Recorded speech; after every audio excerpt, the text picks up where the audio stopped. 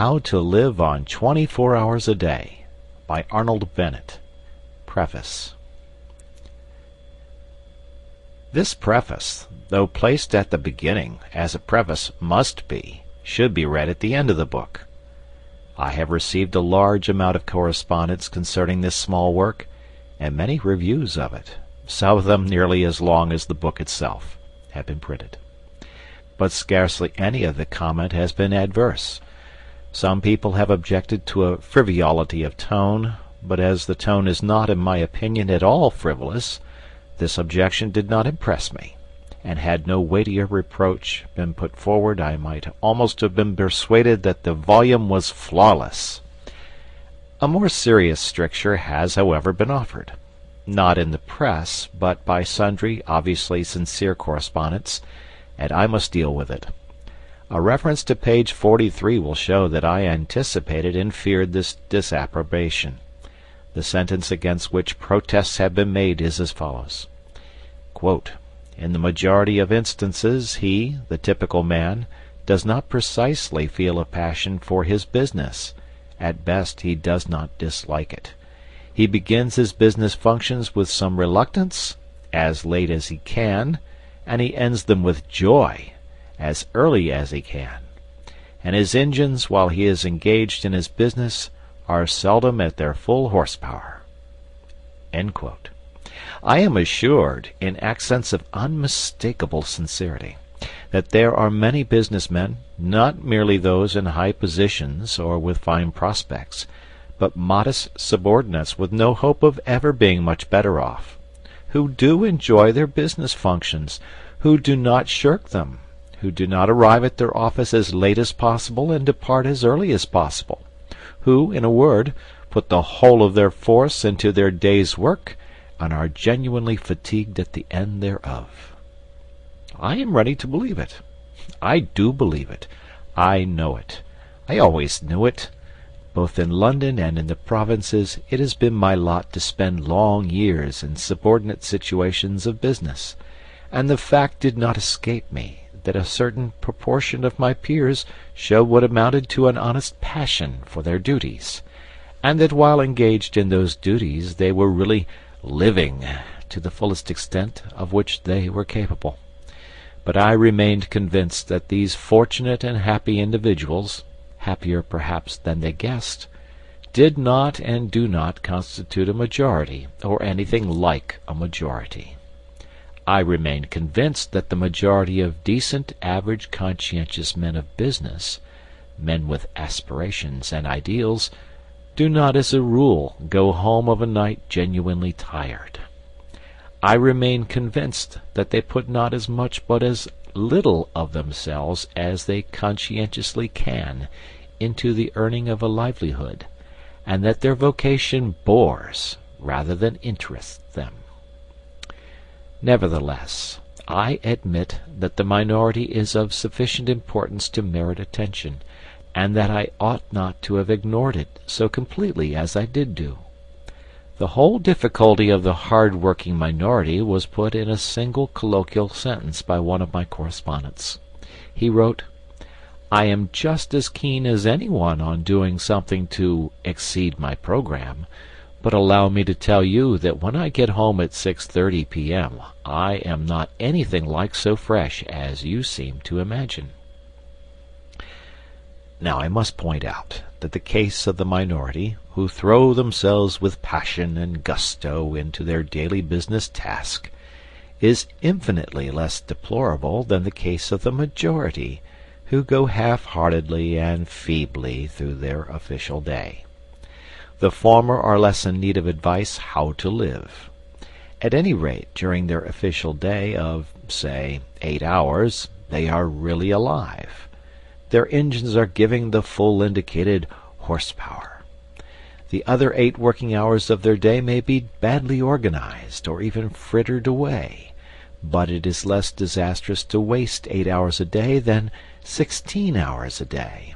It is better to have lived a bit than never to have lived at all.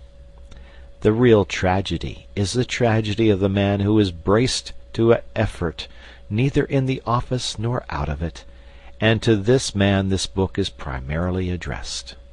But, says the other and more fortunate man, although my ordinary program is bigger than his, I want to exceed my program too. I am living a bit. I want to live more. But I really can't do another day's work on the top of my official day. The fact is, I, the author, ought to have foreseen that I should appeal most strongly to those who already had an interest in existence. It is always the man who has tasted life who demands more of it. And it is always the man who never gets out of bed who is the most difficult to rouse. Well, you of the minority, let us assume that the intensity of your daily money-getting will not allow you to carry out quite all the suggestions in the following pages. Some of the suggestions may yet stand. I admit that you may not be able to use the time spent on the journey home at night, but the suggestion for the journey to the office in the morning is as practicable for you as for anybody. And that weekly interval of 40 hours, from Saturday to Monday, is yours just as much as the other man's, though a slight accumulation of fatigue may prevent you from employing the whole of your horsepower upon it. There remains then the important portion of the 3 or more evenings a week. You tell me flatly that you are too tired to do anything outside your program at night. In reply to which I tell you flatly that if your ordinary day's work is thus exhausting, then the balance of your life is wrong and must be adjusted. A man's powers ought not to be monopolized by his ordinary day's work. What, then, is to be done? The obvious thing to do is to circumvent your ardor for your ordinary day's work by a ruse. Employ your engines in something beyond the program before, and not after, you employ them on the program itself. Briefly, get up earlier in the morning. You say you cannot. You say it is impossible for you to go earlier to bed of a night. To do so would upset the entire household. I do not think it is quite impossible to go to bed earlier at night. I think that if you persist in rising earlier, and the consequence is insufficiency of sleep, you will soon find a way of going to bed earlier. But my impression is that the consequences of rising earlier will not be an insufficiency of sleep. My impression, growing stronger every year, is that sleep is partly a matter of habit and of slackness. I am convinced that most people sleep as long as they do because they are at a loss for any other diversion. How much sleep do you think is daily obtained by the powerful, healthy man who daily rattles up your street in charge of Carter Patterson's van? I have consulted a doctor on this point. He is a doctor who for 24 years has had a large general practice in a large flourishing suburb of London, inhabited by exactly such people as you and me. He is a curt man, and his answer was curt. Most people sleep themselves stupid. He went on to give his opinion that 9 men out of 10 would have better health and more fun out of life if they spent less time in bed. Other doctors have confirmed this judgment, which, of course, does not apply to growing youths. Rise an hour and a half, or even 2 hours earlier, and, if you must, retire earlier when you can. In the matter of exceeding programs, you will accomplish as much in 1 morning hour as in 2 evening hours. But, you may say, I couldn't begin without some food and servants. Surely, my dear sir, in an age when an excellent spirit lamp, including a saucepan, can be bought for less than a shilling, you are not going to allow your highest welfare to depend upon the precarious immediate cooperation of a fellow creature. Instruct the fellow creature, whoever she may be, at night. Tell her to put a tray in a suitable position overnight. On that tray, 2 biscuits, a cup and saucer, a box of matches and a spirit lamp, On the lamp, the saucepan. On the saucepan, the lid, but turned the wrong way up. On the reversed lid, the small teapot, containing a minute quantity of tea leaves. You will then have to strike a match, that is all. In 3 minutes the water boils, and you pour it into the teapot, which is already warm. In 3 more minutes the tea is infused. You can begin your day while drinking it.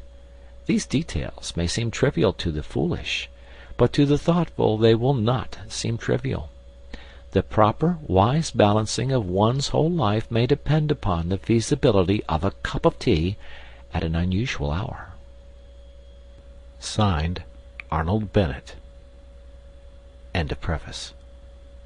Chapter 1. The Daily Miracle. Yes, he's one of those men that don't know how to manage. Good situation, regular income, quite enough for luxuries as well as needs.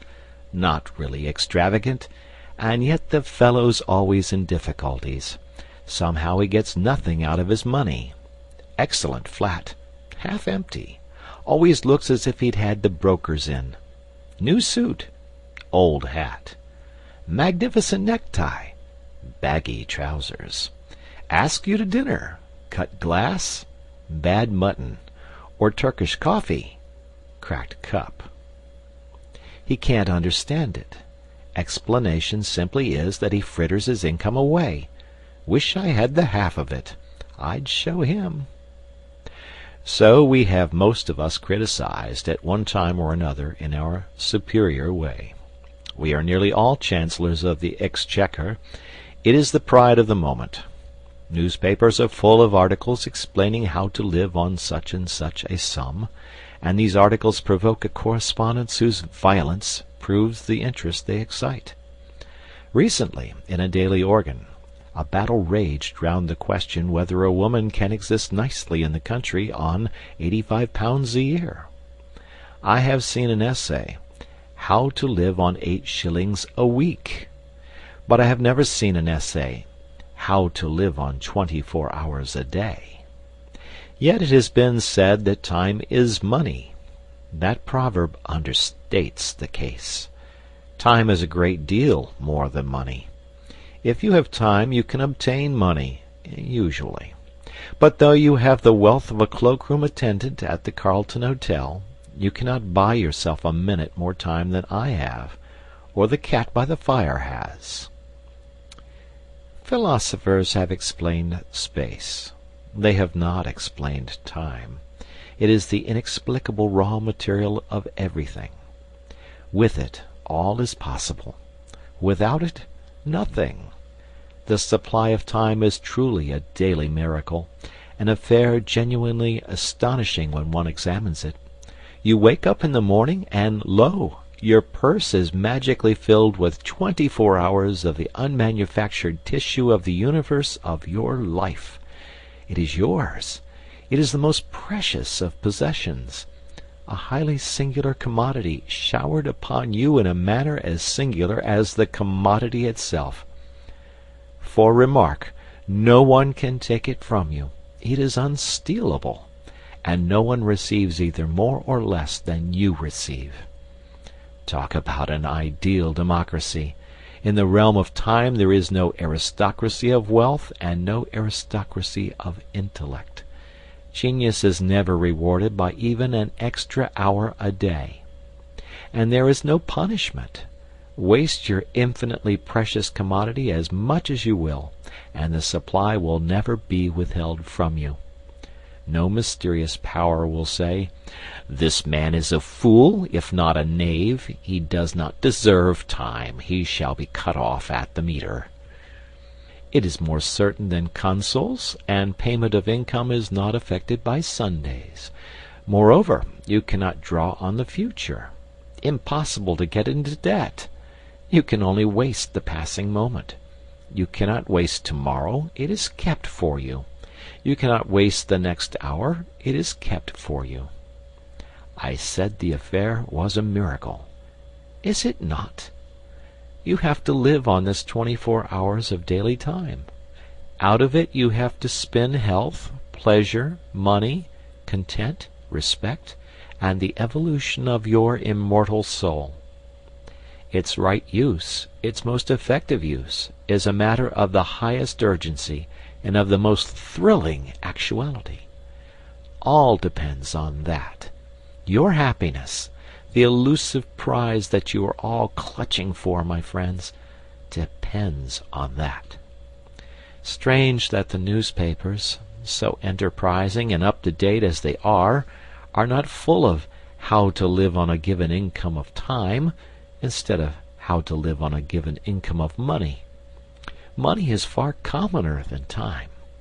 When one reflects, one perceives that money is just about the commonest thing there is.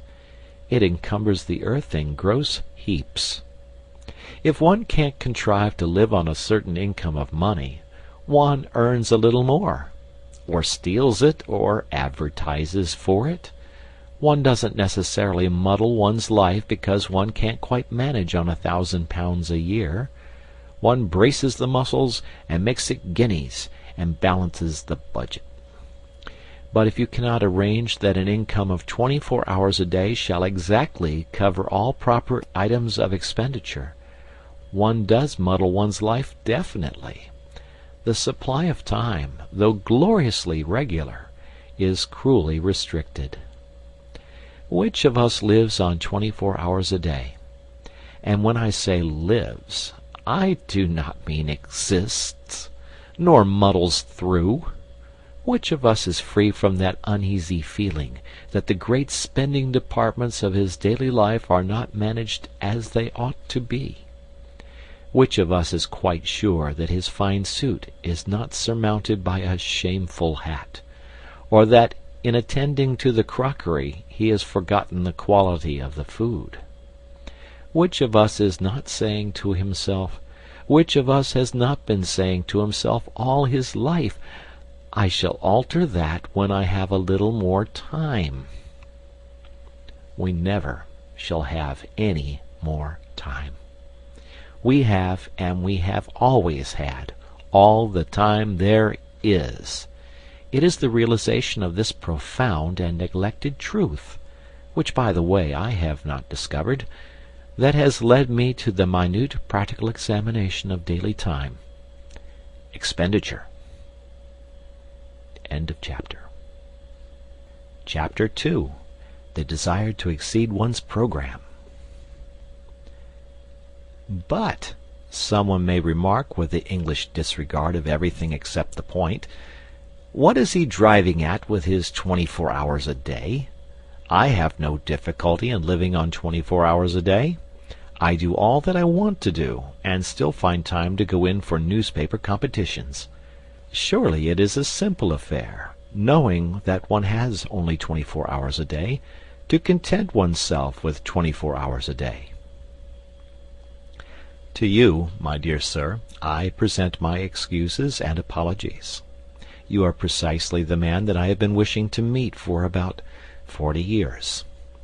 Will you kindly send me your name and address, and state your charge for telling me how you do it? Instead of me talking to you, you ought to be talking to me. That you exist, I am convinced, and that I have not yet encountered you is my loss. Meanwhile, until you appear, I will continue to chat with my companions in distress, that innumerable band of souls who are haunted, more or less painfully, by the feeling that the years slip by, and slip by, and slip by, and that they have not yet been able to get their lives into proper working order. If we analyze that feeling, we shall perceive it to be primarily one of uneasiness, of expectation, of looking forward, of aspiration. It is a source of constant discomfort, for it behaves like a skeleton at the feast of all our enjoyments.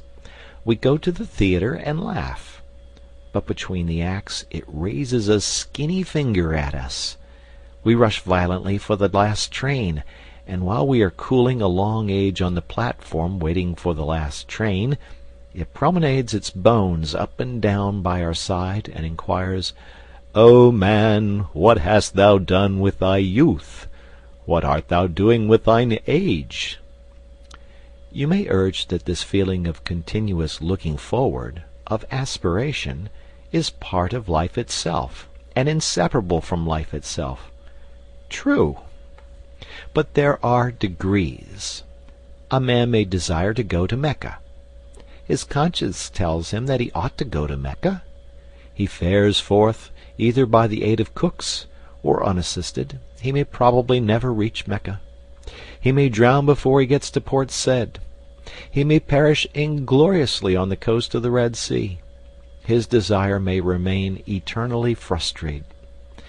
Unfulfilled aspiration may always trouble him, but he will not be tormented in the same way as the man who, desiring to reach Mecca, and harried by the desire to reach Mecca, never leaves Brixton.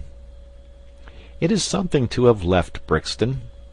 Most of us have not left Brixton. We have not even taken a cab to Ludgate Circus and inquired from cooks the price of a conducted tour. And our excuse to ourselves is that there are only 24 hours in the day. If we further analyze our vague, uneasy aspiration, we shall, I think, see that it springs from a fixed idea that we ought to do something in addition to those things which we are loyally and morally obliged to do. We are obliged, by various codes written and unwritten, to maintain ourselves and our families, if any, in health and comfort, to pay our debts, to save, to increase our prosperity by increasing our efficiency. A task sufficiently difficult, a task which very few of us achieve, a task often beyond our skill. Yet, if we succeed in it, as we sometimes do, we are not satisfied. The skeleton is still with us. And even when we realize that the task is beyond our skill, that our powers cannot cope with it, we feel that we should be less discontented if we gave to our powers, already overtaxed, something still further to do. And such is, indeed, the fact. The wish to accomplish something outside their formal program is common to all men who in the course of evolution have risen past a certain level. Until an effort is made to satisfy that wish, the sense of uneasy waiting for something to start which is not started will remain to disturb the peace of the soul. That wish has been called by many names. It is one form of the universal desire for knowledge, and it is so strong that men whose whole lives have been given to the systematic acquirement of knowledge have been driven by it to overstep the limits of their program, in search of still more knowledge. Even Herbert Spencer, in my opinion the greatest mind that ever lived, was often forced by it into agreeable little backwaters of inquiry. I imagine that in the majority of people who are conscious of the wish to live, that is to say, people who have intellectual curiosity, the aspiration to exceed formal programs takes a literary shape. They would like to embark on a course of reading. Decidedly, the British people are becoming more and more literary. But I would point out that literature by no means comprises the whole field of knowledge, and that the disturbing thirst to improve one's self, to increase one's knowledge, may well be slaked quite apart from literature. With the various ways of slaking it I shall deal later. Here I merely point out to those who have no natural sympathy with literature that literature is not the only well. End of chapter. Chapter 3. Precautions before beginning. Now that I have succeeded, if succeeded I have, in persuading you to admit to yourself that you are constantly haunted by a suppressed dissatisfaction with your own arrangement of your daily life, and that the primal cause of that inconvenient dissatisfaction is the feeling that you are every day leaving undone something which you would like to do, and which indeed you are always hoping to do when you have more time, And now that I have drawn your attention to the glaring, dazzling truth that you will never have more time, since you already have all the time there is, you expect me to let you into some wonderful secret by which you may at any rate approach the ideal of a perfect arrangement of the day, and by which, therefore, that haunting, unpleasant, daily disappointment of things left undone will be got rid of. I have found no such wonderful secret, nor do I expect to find it, nor do I expect that anyone else will ever find it. It is undiscovered. When you first began to gather my drift, perhaps there was a resurrection of hope in your breast. Perhaps you said to yourself, "This man will show me an easy, unfatiguing way of doing what I have so long in vain wished to do." Alas, no. The fact is that there is no easy way, no royal road. The path to Mecca is extremely hard and stony, and the worst of it is that you never quite get there after all. The most important preliminary to the task of arranging one's life so that one may live fully and comfortably within one's daily budget of 24 hours is the calm realization of the extreme difficulty of the task, of the sacrifices and the endless effort which it demands. I cannot too strongly insist on this. If you imagine that you will be able to achieve your ideal by ingeniously planning out a timetable with a pen on a piece of paper, you had better give up hope at once. If you are not prepared for discouragements and dissolutions, if you will not be content with a small result for a big effort, then do not begin. Lie down again, and resume the uneasy doze which you call your existence. It is very sad, is it not? Very depressing and somber. And yet I think it is rather fine, too, this necessity for the tense bracing of the will before anything worth doing can be done. I rather like it myself. I feel it to be the chief thing that differentiates me from the cat by the fire. Well, you say, assume that I am braced for the battle. Assume that I have carefully weighed and comprehended your ponderous remarks. How do I begin? Dear sir, you simply begin. There is no magic method of beginning. If a man standing on the edge of a swimming bath and wanting to jump into the cold water should ask you, "How do I begin to jump?" you would merely reply, "Just jump. Take hold of your nerves and jump." As I have previously said, the chief beauty about the constant supply of time is that you cannot waste it in advance. The next year, the next day, the next hour are lying ready for you, as perfect, as unspoilt, as if you had never wasted or misapplied a single moment in all your career. Which fact is very gratifying and reassuring. You can turn over a new leaf every hour if you choose.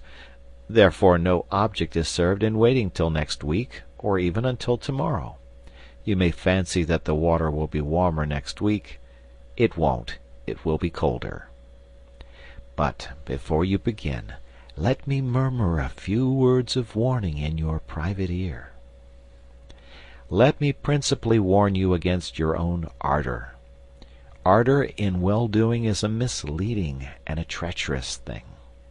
It cries out loudly for employment. You can't satisfy it at first. It wants more and more.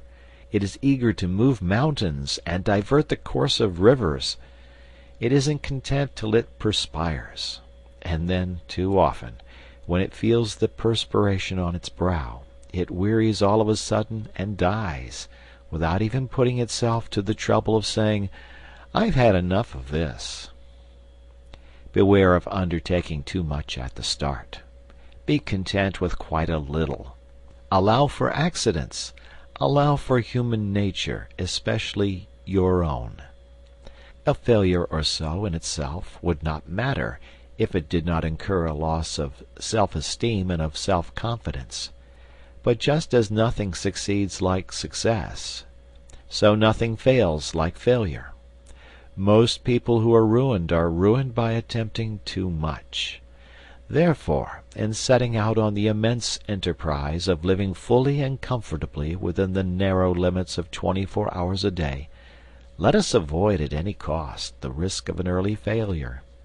I will not agree that, in this business at any rate, a glorious failure is better than a petty success. I am all for the petty success. A glorious failure leads to nothing. A petty success may lead to a success that is not petty. So let us begin to examine the budget of the day's time. You say your day is already full to overflowing. How? You actually spend in earning your livelihood how much? 7 hours on the average? And in actual sleep, 7? I will add 2 hours and be generous, and I will defy you to account to me on the spur of the moment for the other 8 hours. End of chapter. Chapter 4. The Cause of the Troubles. In order to come to grips at once with the question of time expenditure in all its actuality, I must choose an individual case for examination. I can only deal with one case, and that case cannot be the average case, because there is no such case as the average case, just as there is no such man as the average man. Every man and every man's case is special. But if I take the case of a Londoner who works in an office, whose office hours are from 10 to 6, and who spends 50 minutes morning and night in traveling between his house door and his office door, I shall have got as near to the average as facts permit. There are men who have to work longer for a living, but there are others who do not have to work so long. Fortunately, the financial side of existence does not interest us here. For our present purpose, the clerk at £1 a week is exactly as well off as the millionaire in Carlton House Terrace. Now the great and profound mistake which my typical man makes in regard to his day is a mistake of general attitude, a mistake which vitiates and weakens 2/3 of his energies and interests. In the majority of instances, he does not precisely feel a passion for his business. At best, he does not dislike it. He begins his business functions with reluctance, as late as he can, and he ends them with joy, as early as he can. And his engines while he is engaged in his business are seldom at their full horsepower. I know that I shall be accused by angry readers of traducing the city worker, but I am pretty thoroughly acquainted with the city, and I stick to what I say. Yet in spite of all this he persists in looking upon those hours from 10 to 6 as the day, to which the 10 hours preceding them and the 6 hours following them are nothing but a prologue and epilogue. Such an attitude, unconscious though it be, of course kills his interest in the odd 16 hours, with the result that, even if he does not waste them, he does not count them, he regards them simply as margin. This general attitude is utterly illogical and unhealthy, since it formally gives the central prominence to a patch of time and a bunch of activities which the man's one idea is to get through and have done with.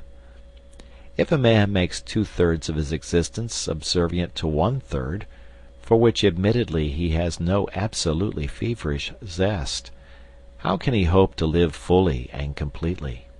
He cannot. If my typical man wishes to live fully and completely, he must, in his mind, arrange a day within a day. And this inner day, a Chinese box in a larger Chinese box, must begin at 6 p.m. and end at 10 a.m.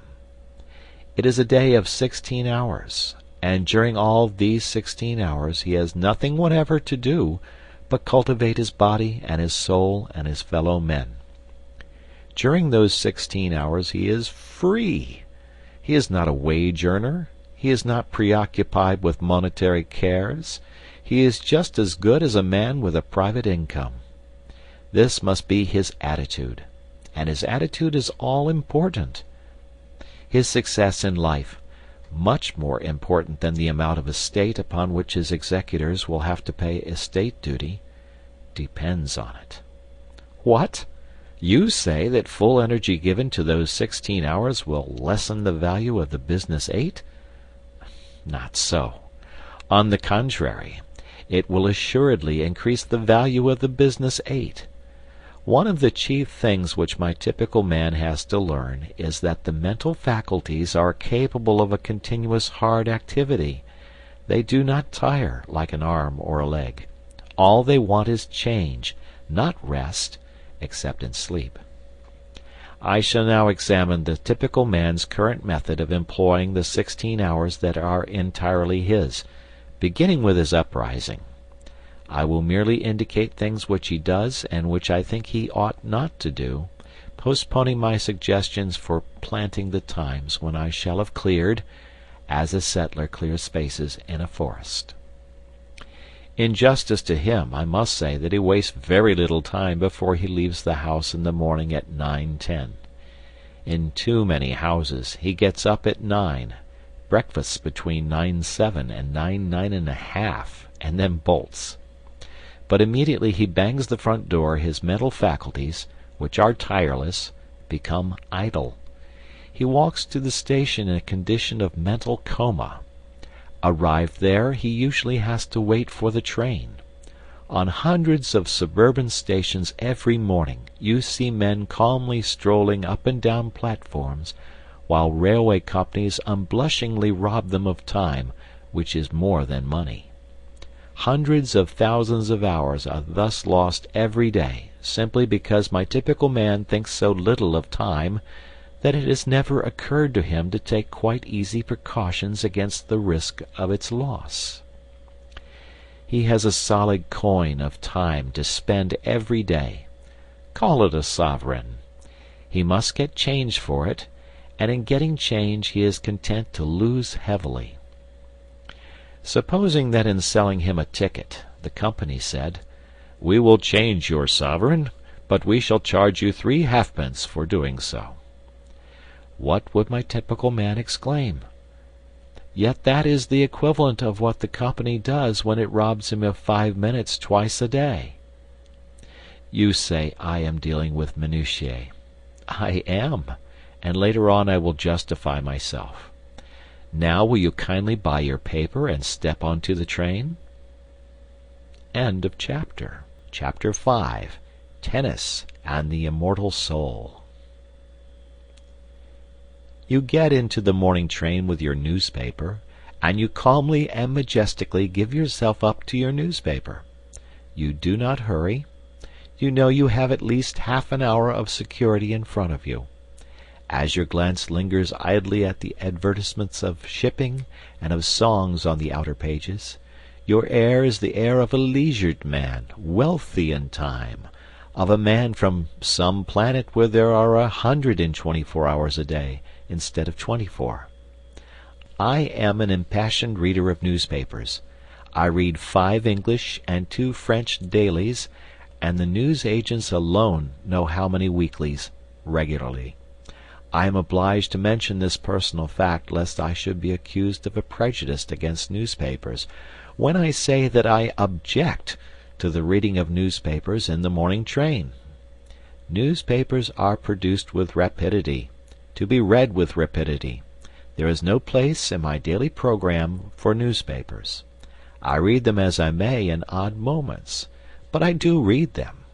The idea of devoting to them 30 or 40 consecutive minutes of wonderful solitude, for nowhere can one more perfectly immerse oneself in oneself than in a compartment full of silent, withdrawn, smoking males, is to me repugnant.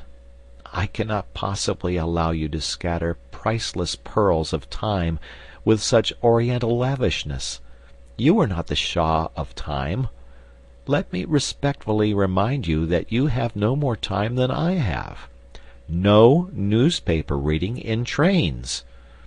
I have already put by about 3/4 of an hour for use. Now you reach your office, and I abandon you there till 6 o'clock. I am aware that you have nominally an hour, often in reality an hour and a half, in the midst of the day, less than half of which time is given to eating. But I will leave you all that to spend as you choose. You may read your newspapers then. I meet you again as you emerge from your office. You are pale and tired. At any rate, your wife says you are pale, and you give her to understand that you are tired. During the journey home, you have been gradually working up the tired feeling. The tired feeling hangs heavy over the mighty suburbs of London like a virtuous and melancholy cloud, particularly in winter. You don't eat immediately on your arrival home, but in about an hour or so you feel as if you could sit up and take a little nourishment, and you do.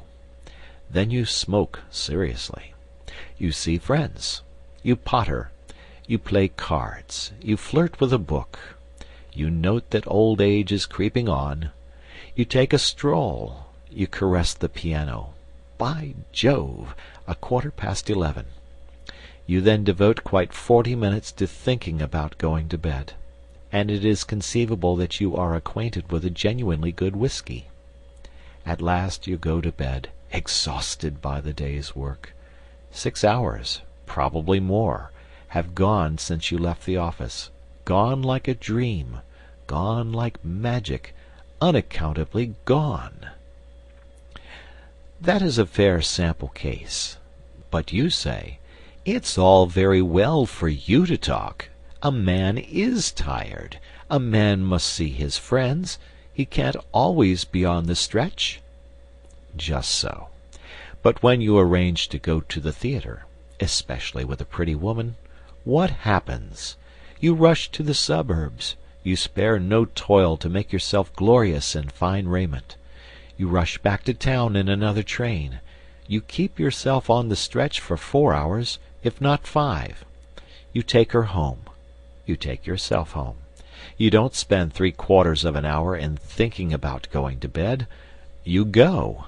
Friends and fatigue have equally been forgotten, and the evening has seemed so exquisitely long, or perhaps too short. And do you remember that time when you were persuaded to sing in the chorus of the Amateur Operatic Society, and slaved 2 hours every other night for 3 months? Can you deny that when you have something definite to look forward to at eventide, something that is to employ all your energy, the thought of that something gives a glow and a more intense vitality to the whole day? What I suggest is that at 6 o'clock you look facts in the face and admit that you are not tired, because you are not, you know, and that you arrange your evening so that it is not cut in the middle by a meal. By so doing you will have a clear expanse of at least 3 hours. I do not suggest that you should employ 3 hours every night of your life in using up your mental energy, but I do suggest that you might, for commencement, employ an hour and a half every other evening in some important and consecutive cultivation of the mind. You will still be left with 3 evenings for friends, bridge, tennis, domestic scenes, odd reading, pipes, gardening, pottering, and prize competitions. You will still have the terrific wealth of 45 hours between 2 p.m. Saturday and 10 a.m. Monday. If you persevere, you will soon want to pass 4 evenings, and perhaps 5, in some sustained endeavor to be genuinely alive. And you will fall out of that habit of muttering to yourself at 11:15 p.m., "Time to be thinking about going to bed." The man who begins to go to bed 40 minutes before he opens his bedroom door is bored. That is to say, he is not living. But remember, at the start, those 90 nocturnal minutes thrice a week must be the most important minutes in the 10,080. They must be sacred, quite as sacred as a dramatic rehearsal or a tennis match. Instead of saying, "Sorry I can't see you, old chap, but I have to run off to the tennis club," you must say, "But I have to work." This, I admit, is intensely difficult to say. Tennis is so much more urgent than the immortal soul. End of chapter. Chapter 6. Remember human nature. I have incidentally mentioned the vast expanse of 45 hours between leaving business at 2 p.m. on Saturday and returning to business at 10 a.m. on Monday. And here I must touch on the point whether the week should consist of 6 days or of 7. For many years, in fact, until I was approaching 40, my own week consisted of 7 days. I was constantly being informed by older and wiser people that more work, more genuine living, could be got out of 6 days than out of 7. And it is certainly true that now, with 1 day in 7 in which I follow no program, and make no effort save what the caprice of the moment dictates, I appreciate intensely the moral value of a weekly rest. Nevertheless, had I my life to arrange over again, I would do again as I have done. Only those who have lived at the full stretch 7 days a week for a long time can appreciate the full beauty of a regular recurring idleness. Moreover, I am aging, and it is a question of age. In cases of abounding youth and exceptional energy and desire for effort, I should say unhesitatingly, keep going day in, day out. But in the average case I should say, confine your formal program, super-program I mean, to 6 days a week. If you find yourself wishing to extend it, but only in proportion to your wish, and count the extra time as a windfall, not as regular income, so that you can return to a 6-day program without the sensation of being poorer, of being a backslider. Let us now see where we stand. So far we have marked for saving out of the waste of days half an hour at least on 6 mornings a week, and 1 hour and a half on 3 evenings a week. Total, 7 hours and a half a week. I propose to be content with that 7 hours and a half for the present. What? You cry. You pretend to show us how to live, and you only deal with 7 hours and a half out of 168? Are you going to perform a miracle with your 7 hours and a half? Well, not to mince the matter, I am, if you will kindly let me.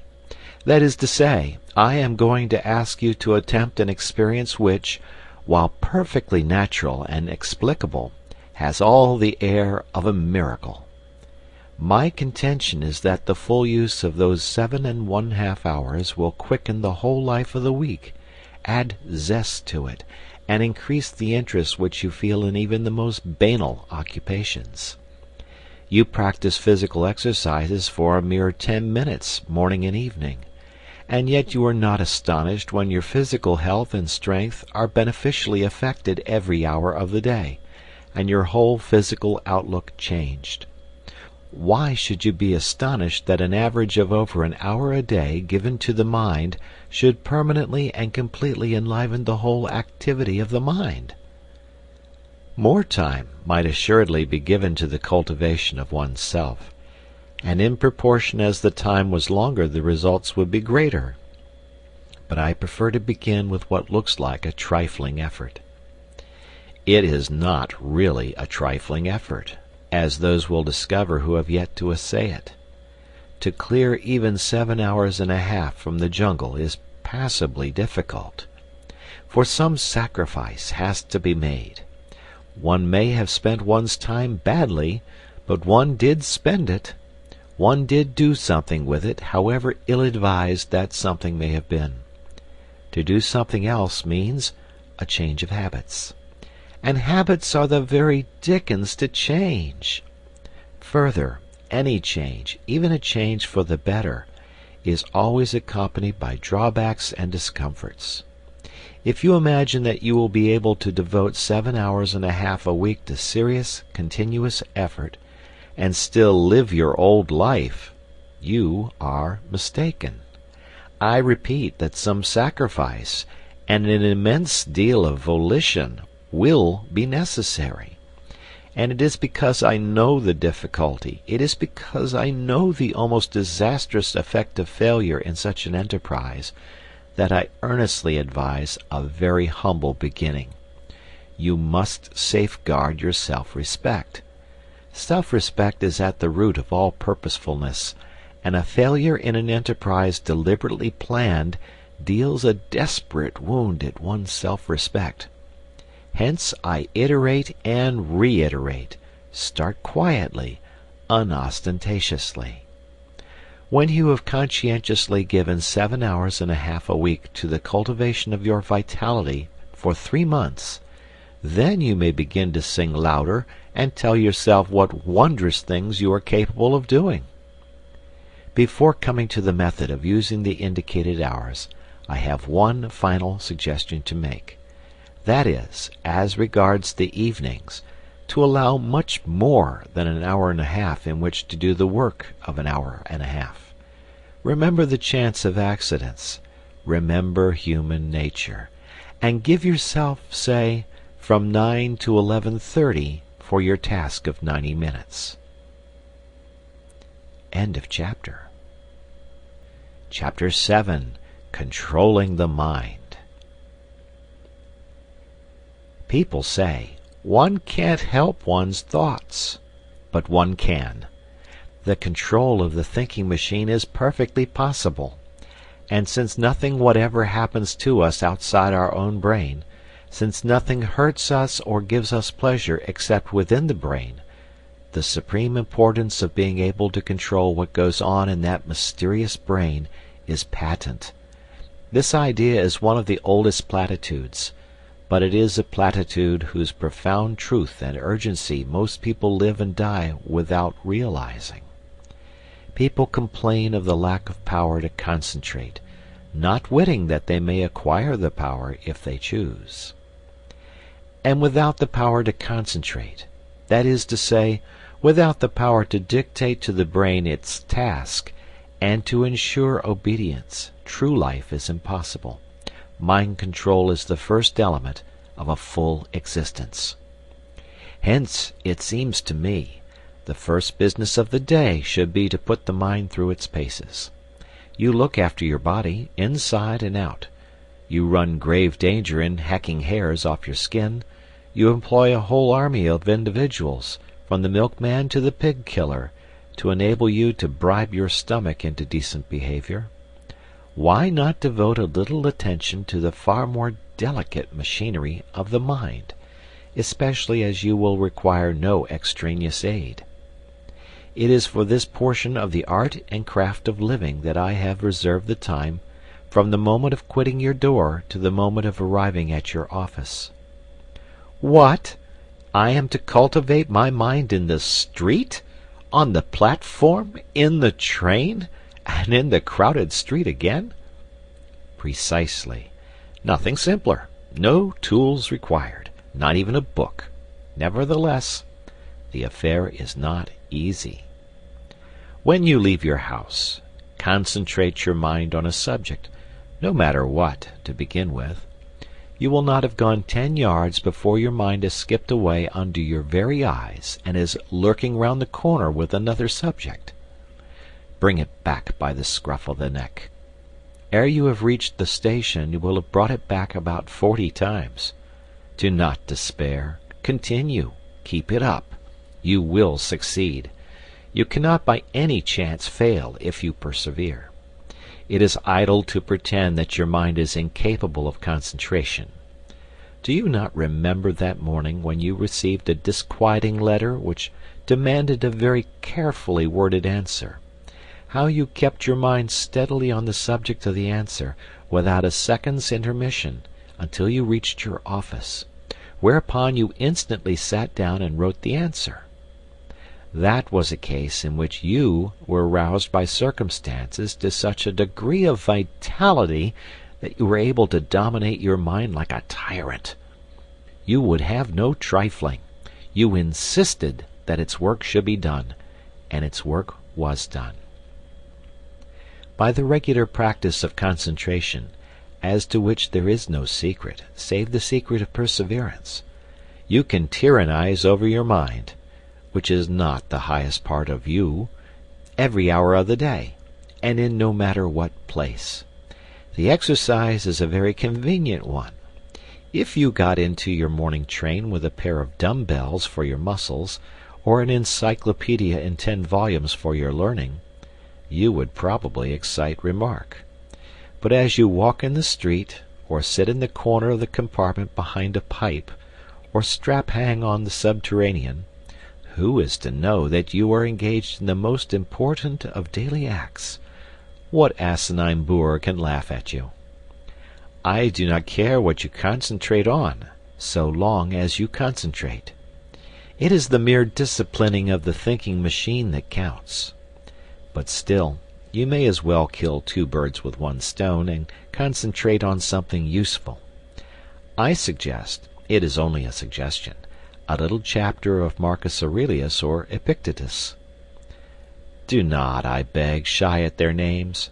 For myself, I know nothing more actual, more bursting with plain common sense, applicable to the daily life of plain persons like you and me, who hate airs, pose, and nonsense, than Marcus Aurelius or Epictetus.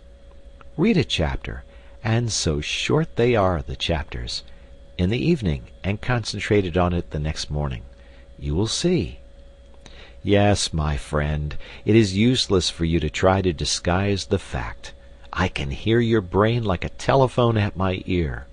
You are saying to yourself, "This fellow was doing pretty well up to his 7th chapter. He had begun to interest me faintly.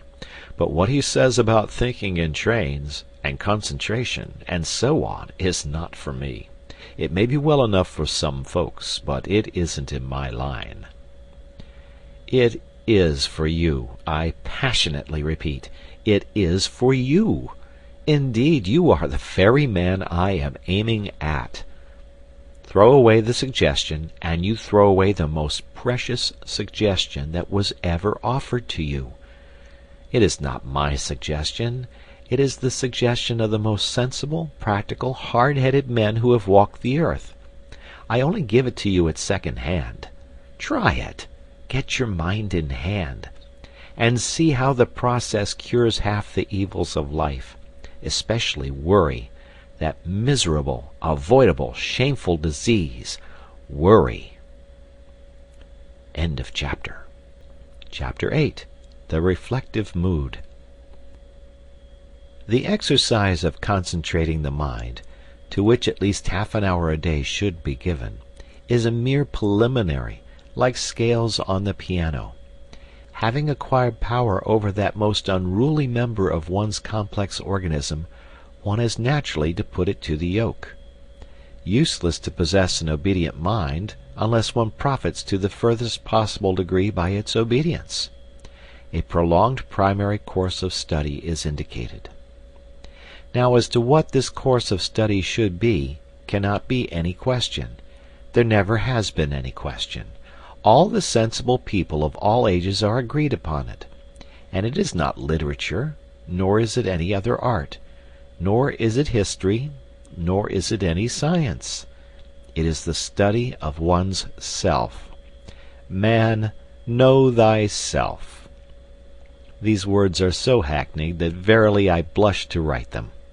Yet they must be written, for they need to be written.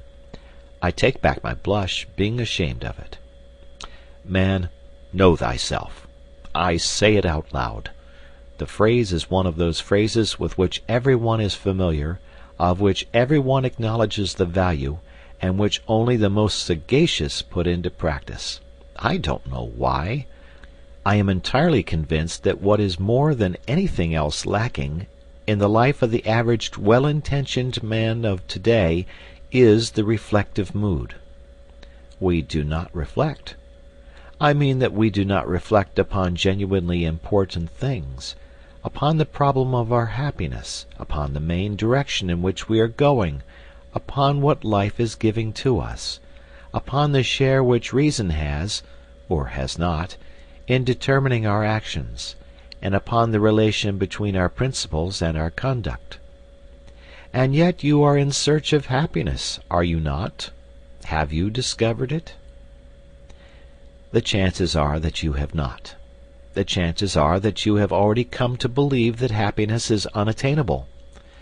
But men have attained it, and they have attained it by realizing that happiness does not spring from the procuring of physical or mental pleasure, but from the development of reason and the adjustment of conduct to principles.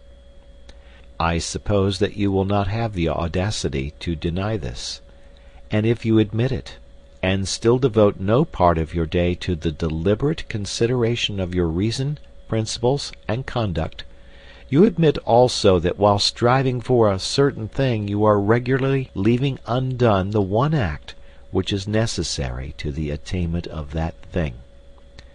Now, shall I blush, or will you? Do not fear that I mean to thrust certain principles upon your attention.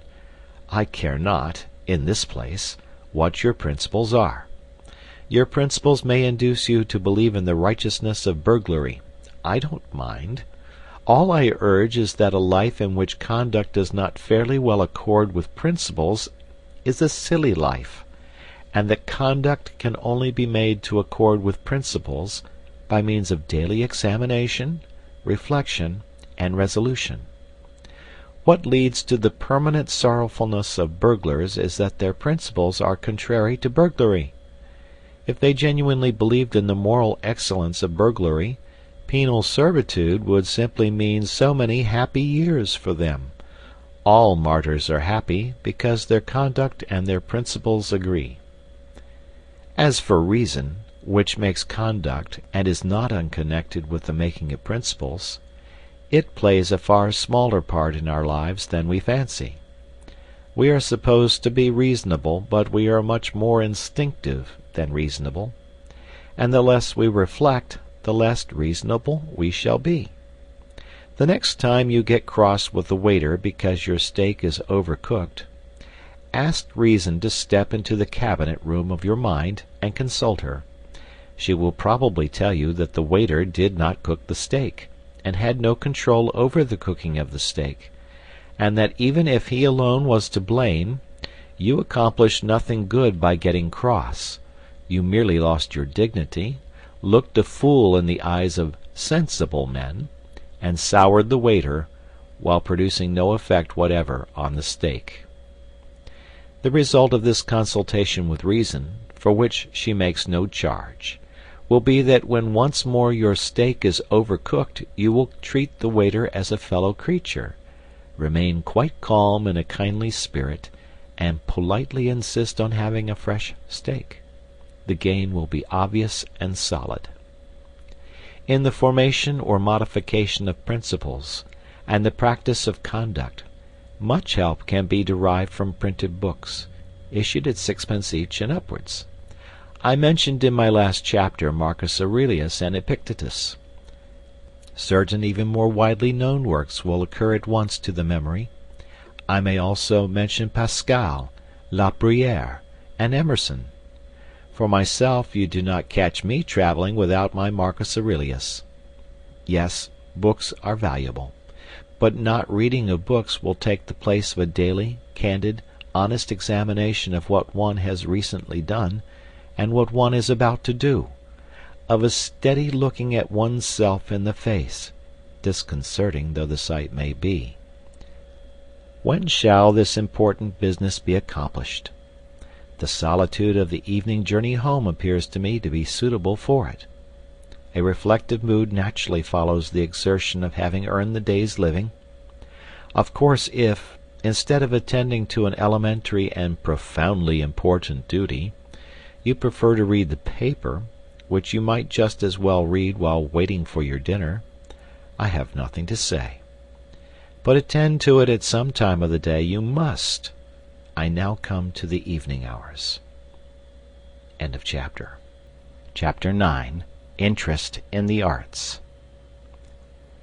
Many people pursue a regular and uninterrupted course of idleness in the evenings, because they think that there is no alternative to idleness but the study of literature, and they do not happen to have a taste for literature. This is a great mistake.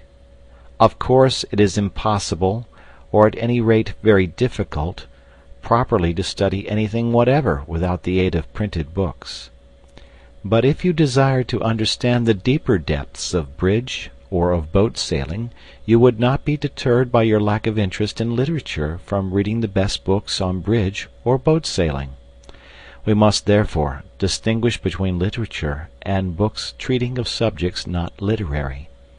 I shall come to literature in due course.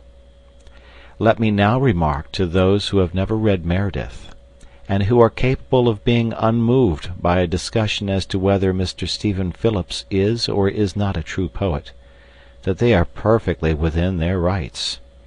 It is not a crime not to love literature. It is not a sign of imbecility.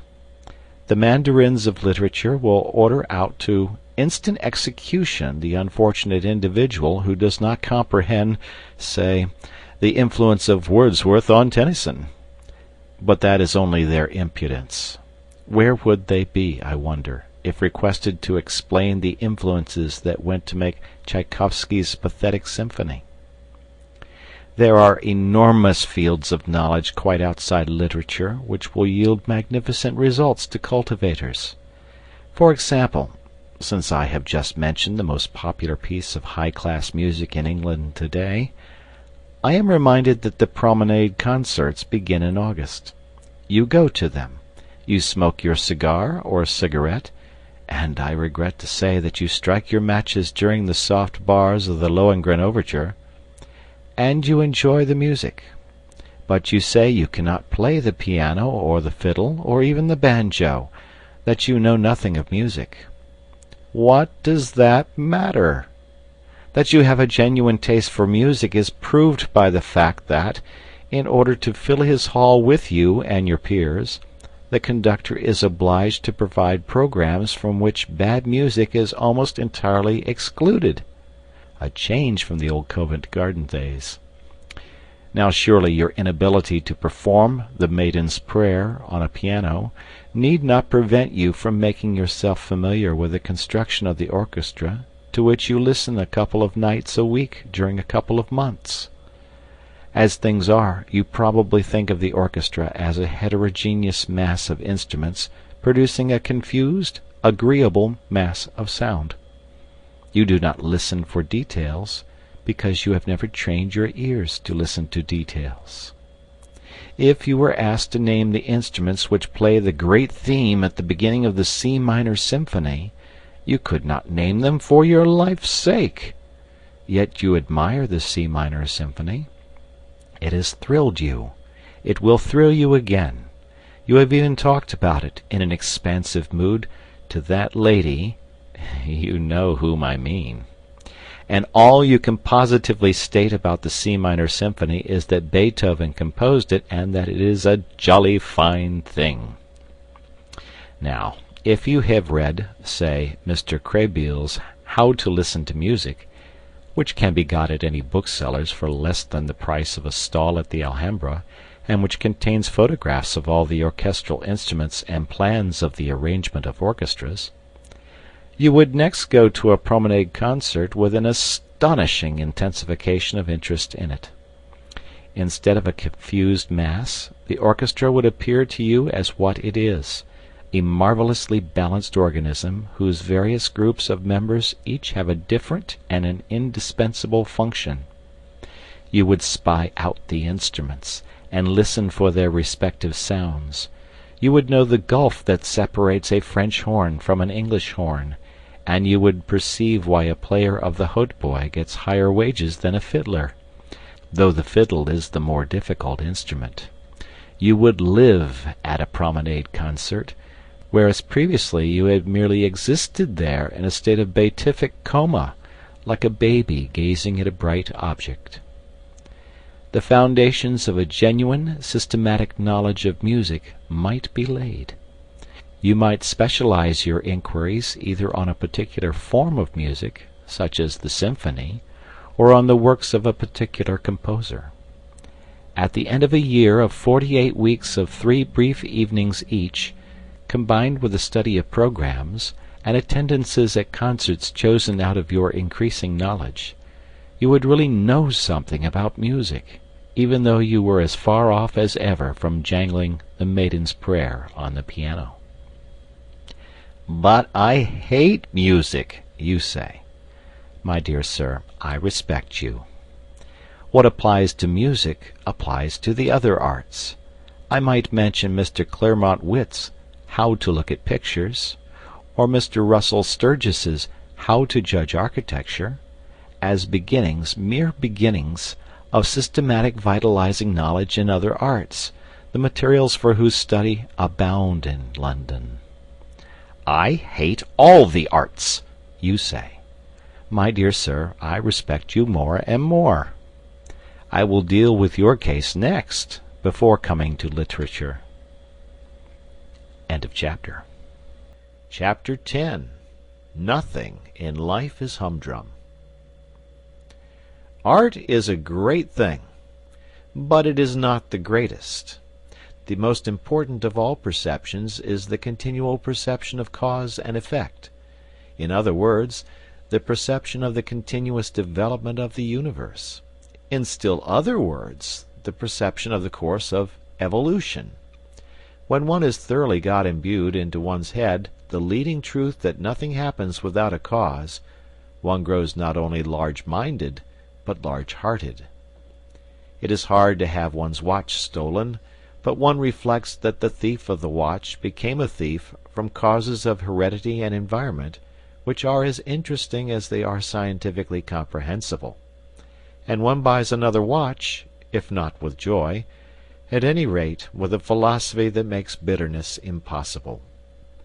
One loses, in the study of cause and effect, that absurd air which so many people have of being always shocked and pained by the curiousness of life. Such people live amid human nature as if human nature were a foreign country full of awful foreign customs. But, having reached maturity, one ought surely to be ashamed of being a stranger in a strange land. The study of cause and effect, while it lessens the painfulness of life, adds to life's picturesqueness. The man to whom evolution is but a name looks at the sea as a grandiose, monotonous spectacle, which he can witness in August for 3 shillings, third-class return. The man who is imbued with the idea of development, of continuous cause and effect, perceives in the sea an element which in the day before yesterday of geology was vapor, which yesterday was boiling, and which tomorrow will inevitably be ice. He perceives that a liquid is merely something on its way to be solid, and he is penetrated by a sense of the tremendous, changeful picturesqueness of life. Nothing will afford a more durable satisfaction than the constantly cultivated appreciation of this. This is the end of all science. Cause and effect are to be found everywhere. Rents went up in Shepherd's Bush. It was painful and shocking that rents should go up in Shepherd's Bush, but to a certain point we are all scientific students of cause and effect, and there was not a clerk lunching at a Lyons restaurant who did not scientifically put 2 and 2 together and see in the once twopenny tube the cause of an excessive demand for wigwams in Shepherd's Bush, and in the excessive demand for wigwams the cause of the increase in the price of wigwams. Simple, you say disdainfully. Everything, the whole complex movement of the universe, is as simple as that, when you can sufficiently put 2 and 2 together.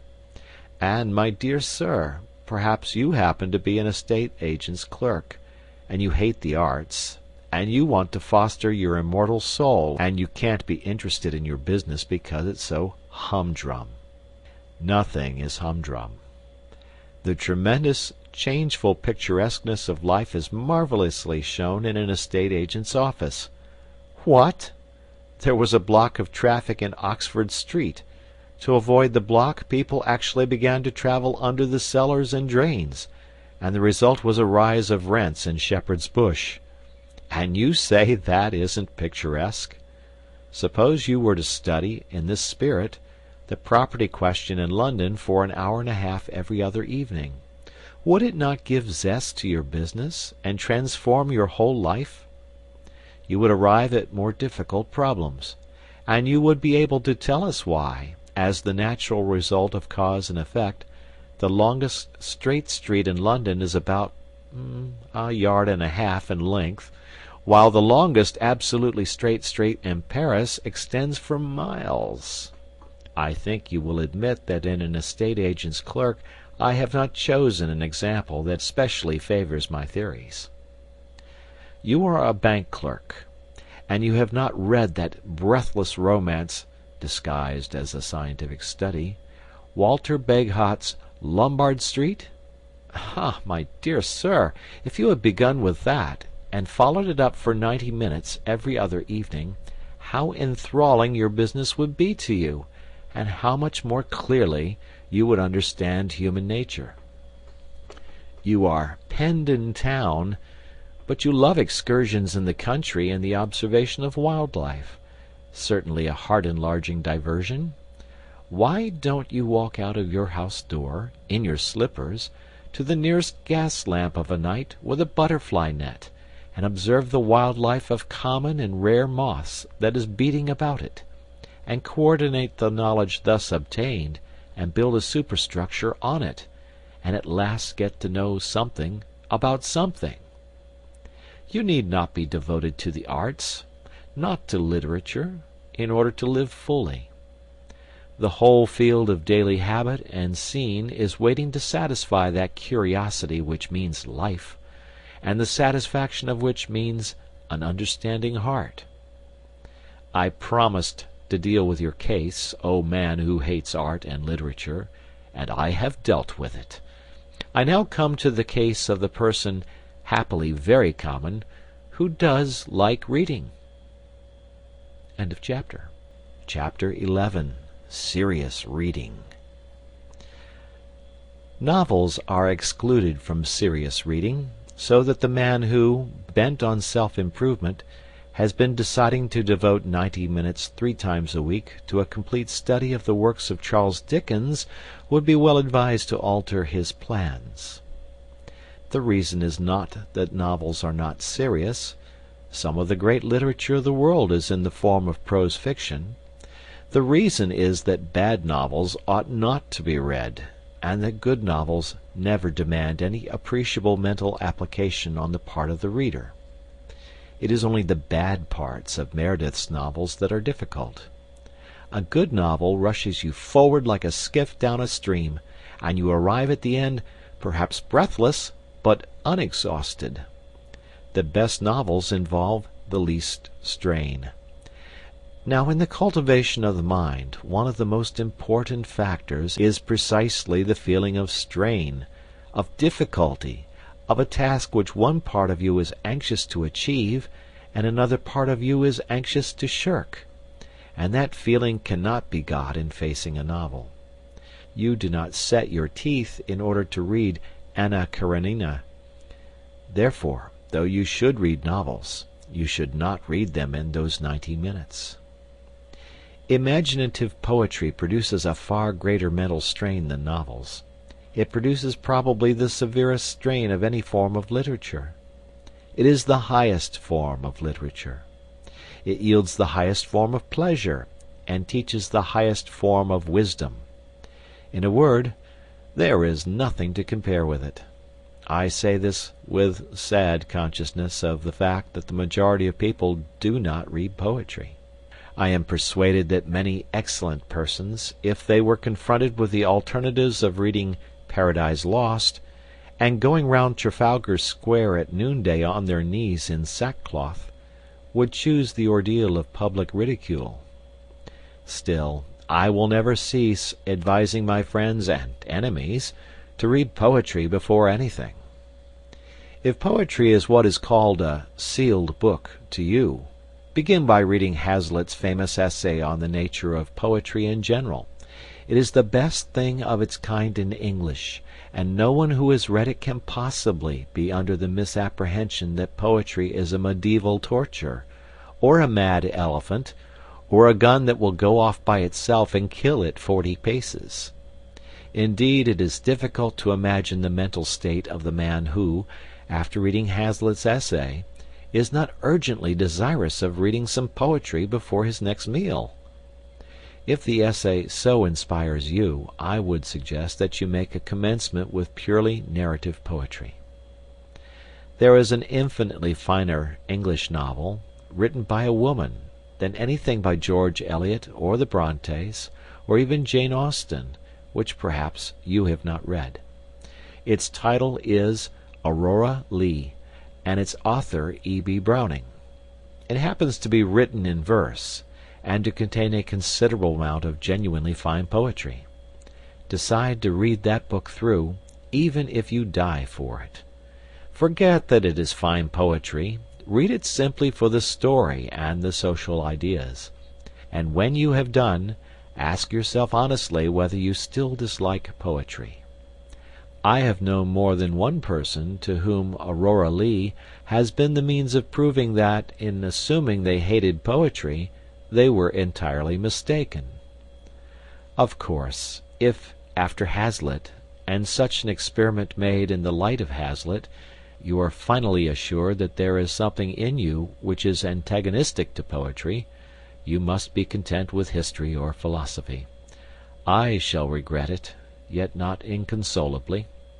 The Decline and Fall is not to be named in the same day with Paradise Lost, but it is a vastly pretty thing, and Herbert Spencer's First Principles simply laughs at the claims of poetry and refuses to be accepted as aught but the most majestic product of any human mind. I do not suggest that either of these works is suitable for a tyro in mental strains, but I see no reason why any man of average intelligence should not, after a year of continuous reading, be fit to assault the supreme masterpieces of history or philosophy. The great convenience of masterpieces is that they are so astonishingly lucid. I suggest no particular work as a start.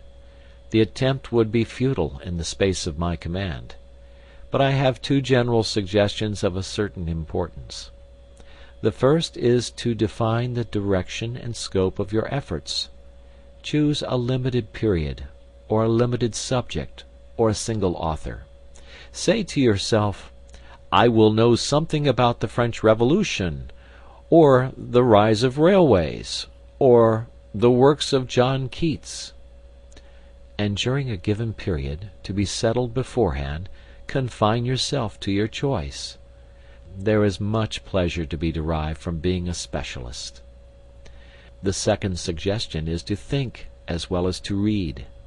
I know people who read, and for all the good it does them they might just as well cut bread and butter. They take to reading as better men take to drink. They fly through the shires of literature on a motor car, their sole object being motion.